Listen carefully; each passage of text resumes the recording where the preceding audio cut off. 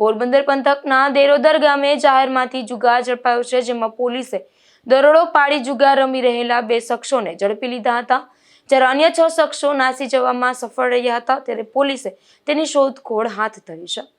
દેરોદર ગામની વાકુસીમમાં રોડની સાઈડમાં જાહેરમાં જુગાર ચાલતો હોવાની પોલીસને માહિતી મળી હતી, ત્યારે પોલીસે દરોડો પાડી જુગાર રમી રહેલા જુબેલી ખાપટ વિસ્તારના લીલાભાયા પરમાર અને ગરેજ ગામના રામકુંભા કરછા નામના આ શખ્સોને ₹52,500ની રોકડ રકમ સાથે ઝડપી લીધા હતા।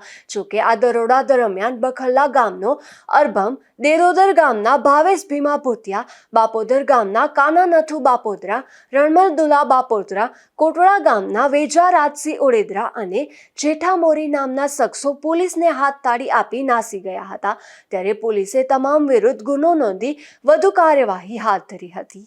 નિપુલ પોપટ સાથે અશોક થાનકી, ગુજરાત ન્યૂઝ, પોરબંદર।